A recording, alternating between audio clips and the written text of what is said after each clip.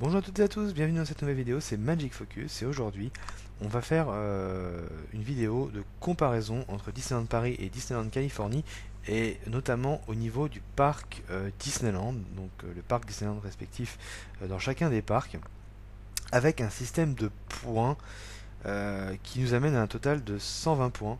En fait on va noter les parcs. Mes notes vont se découper par catégorie. Catégorie attraction, catégorie spectacle, catégorie restaurant et snacking, catégorie merchandising, catégorie ambiance, catégorie situation, localisation et catégorie sur le resort en général. Donc à chaque fois, il va y avoir bien sûr des points abordés dans chacun des thèmes avec une note qui à chaque fois va être une note sur 5 et à chaque fois il y aura des sous-totaux pour un total global et c'est le total global qui nous dira si c'est la Californie ou Paris qui va l'emporter. Sachant que j'essaye d'être objectif, même s'il y a forcément de la subjectivité, mais je vais essayer d'être le plus objectif possible, d'expliquer à chaque fois pourquoi j'ai mis ces notes-là. Donc j'espère que vous avez compris le principe de la vidéo, j'espère que vous avez compris le principe des notes. Voilà, donc en fait il y a vraiment des grandes catégories, à chaque fois des sous-catégories avec des notes sur 5. Donc on va commencer avec la première catégorie, qui est donc la catégorie attraction, qui est donc notée sur 20. Une catégorie donc sur 20. Je rappelle que le total fait 120 points. Donc attraction sur 20. Donc la quantité, j'ai noté 5 pour la Californie parce que le parc Disneyland en Californie propose énormément d'attractions. Ils vont avoir un agrandissement avec Star Wars, donc vraiment en termes de quantité, c'est clair qu'il y a ce qu'il faut, vraiment le parc est même un peu chargé, donc il y a de la quantité.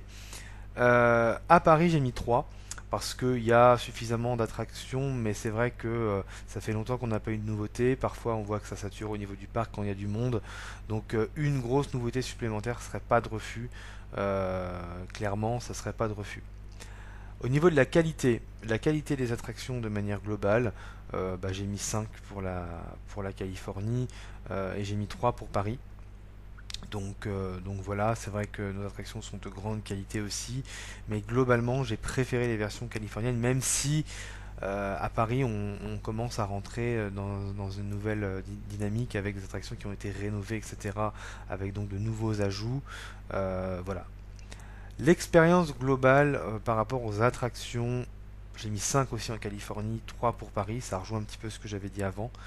Et puis pour la maintenance, c'est-à-dire le maintien du show ride, les pannes, etc., etc., j'ai mis 5 en Californie. J'ai eu quelques pannes en Californie, mais des pannes qui ont duré moins d'une heure, donc c'est vraiment des pannes, on va dire, tout à fait classiques.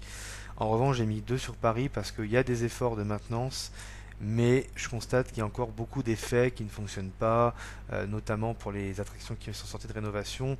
On voit qu'il y a des difficultés sur certaines attractions à avoir le show ride intégral. On a encore des animatroniques, des effets spéciaux qui ne fonctionnent pas, et il y a beaucoup de bad show encore, même si ça s'arrange. J'ai mis un petit 2 encore. Il y a encore pour moi du travail à ce niveau-là. Après le plan de réenchantement, il faudra songer à maintenir encore davantage les attractions par rapport à la maintenance. Donc ce qui fait que pour la catégorie attraction, nous sommes à 20 points pour la Californie et à 11 points pour Paris. Maintenant au niveau des spectacles. Donc la quantité en Californie, j'ai mis 3. J'ai mis 3 parce que il n'y a qu'un spectacle finalement sur scène au Fantasyland Theater. Le reste c'est plus de l'animation et j'y reviendrai tout à l'heure. Donc voilà, on est plus pour moi, on est à un seul spectacle, donc c'est un petit peu juste. Et pour Paris, j'ai mis 3 aussi parce qu'il y a le spectacle au Théâtre du Château. On a de très belles saisons à Disneyland Paris quand même. Donc du coup, je le prends en compte. On a beaucoup plus de saisons qu'en Californie. Et puis, je dirais que on a quand même un effort avec la forêt de l'enchantement, etc. avant. Donc ça mérite un 3. Au niveau de la qualité, j'ai mis 4 ou 2. Voilà, c'est vraiment, il y a des spectacles de bonne qualité dans les deux parcs, donc 4 dans les deux. Le show nocturne, donc les shows nocturnes, Qu'est-ce que j'entends par show nocturne? J'entends tous les spectacles nocturnes qu'on peut avoir. Donc en gros pour le parc Disneyland, parce qu'on reste vraiment sur les parcs Disneyland, hein, j'insiste. En termes de show nocturne, bon, on va avoir Fantasmic, hein, donc rien que ça, bah, c'est le plus beau show nocturne ever de la vie, hein. Donc 5 points pour moi pour Fantasmic. Et en show nocturne à Disneyland Paris, j'ai compté donc Disney Illuminations et j'ai mis un 3. C'est un spectacle qui est tout à fait correct, qui est assez joli, mais qui n'arrive pas à la cheville de Fantasmic, très clairement. Si on avait gardé Dreams, je pense qu'il y aurait eu un point supplémentaire quand même. Et au niveau des parades, donc là, ce sont les parades de manière générale, c'est-à-dire que euh, les parades de jour et les parades nocturnes. Donc bah, en Californie, c'est vrai que à part pour l'événement Pixar, mais ça c'est à part. Autrement, on a quand même la Pen the Night en été et à Noël, et la parade de jour, qui est pas trop mal. Donc moi j'ai mis un 5 parce qu'il y a la Pen the Night, très clairement. Par contre, pour Paris, j'ai mis un 3. Je trouve que le spectacle, enfin la parade de jour est nettement meilleure que celle de Californie. Par contre, il n'y a plus de parade de nuit. Franchement, s'il y avait eu la Fanti là aussi, je pense qu'il y aurait eu un point de plus pour Paris. Mais bon, avec la Pen the Night, de toute façon, on peut mettre que 5 en termes de parade, hein. Donc voilà, ce qui fait que là, au niveau des points, donc on est à, donc là pour cette catégorie-là, 17 pour la Californie et 13 pour Paris. Ensuite, restaurants et snacking qui sont notés sur 15. Donc, la qualité des restaurants, elle est égale pour moi, j'ai mis 4 et 4. On peut pas dire que ce soit excellent parce qu'il y a toujours des restaurants qui sont moins bons que d'autres, mais on peut pas dire que ce soit mauvais. Ça reste vraiment assez bon, je trouve, dans l'ensemble. Surtout à Paris, il y a beaucoup d'améliorations. Et donc voilà, un 4 pour les deux. Pour la diversité de l'offre, je connais pas assez en Californie. Bon, moi j'ai mis un 3. J'ai vu beaucoup de fast-food, etc. Avec quelques variétés aussi mexicaines, Nouvelle-Orléans, pizza, burger, etc. Mais voilà, j'ai mis un 3 pour l'ensemble. Je pense que ça mérite d'être creusé, d'en savoir un peu plus. Par contre, à Paris, je les connais bien. Et là, j'ai mis un 5 parce qu'il y a beaucoup de diversité à Paris dans l'offre de restauration. Et ça, c'est vraiment génial. Encore une fois, on n'est pas que dans le fast-food ou dans le burger, hein. Il y a vraiment beaucoup de choses. Donc voilà, un 5 pour Paris. Et au niveau des snacks, j'ai mis un 4 pour la Californie. Il y a beaucoup de snacks divers et variés qu'on n'a pas malheureusement à Paris. Et à Paris, j'ai mis un 3. Ça se répète très souvent à Paris. On a souvent des gaufres, des crêpes. Ça serait bien qu'on ait un peu plus de diversité dans le snacking. Donc au niveau des notes, ça fait que la Californie a 11 points et Paris 12 points. Voilà, donc c'est Paris qui l'emporte cette fois. Ensuite, au niveau du merchandising, donc c'est simplement noté sur 5. Donc pas mal de merchandising intéressant en Californie, j'ai mis 4 points. Et 3 points pour Paris, c'est pas trop les mêmes choses en fait. C'est un peu dur de comparer. Maintenant, je trouve aux États-Unis de manière générale et en Californie, on trouve vraiment un merchandising très très sympa, quoi. Vraiment très attirant, qui est en train de se développer aussi sur Paris, mais doucement mais sûrement. Ensuite, au niveau de l'ambiance, donc j'ai noté ça sur 25. Donc au niveau de la magie globale que dégage le parc, très clairement j'ai mis 5 pour la Californie parce que le parc de Californie, le parc Disneyland, est un bouillon de magie tout simplement, de par son histoire, de par son authenticité, de par son charme, de par tout ce qu'on peut y trouver. C'est vraiment magique, il y a vraiment une ambiance magique qui se dégage, donc j'ai mis 5 et j'ai mis 3 pour Paris. Ça reste un parc malgré tout à fait magique à Paris, mais qui n'est pas au niveau de la Californie. La thématisation globale. Alors j'ai mis un 4 pour la Californie parce que c'est un parc qui est très bien thématisé, qui parfois n'est pas aussi parfait qu'à Paris, mais en même temps c'est normal.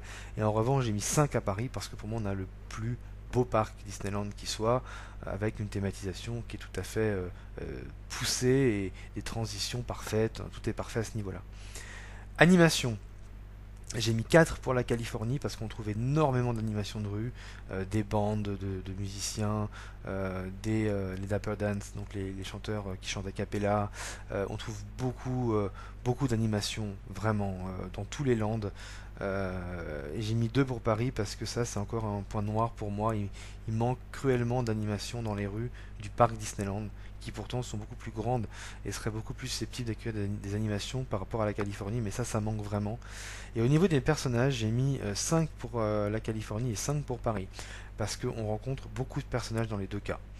Même s'il y a un petit peu plus d'interactivité avec les personnages en Californie, ça c'est plutôt culturel, j'ai envie de dire, donc je vais pas le compter. Donc pour moi, c'est vraiment 5 et 5. Et au niveau des cast members, 5 en Californie, ils ont tous été extraordinaires. Vraiment, les cast members sont exceptionnels. Et 4 à Paris, parce qu'ils sont aussi très bons.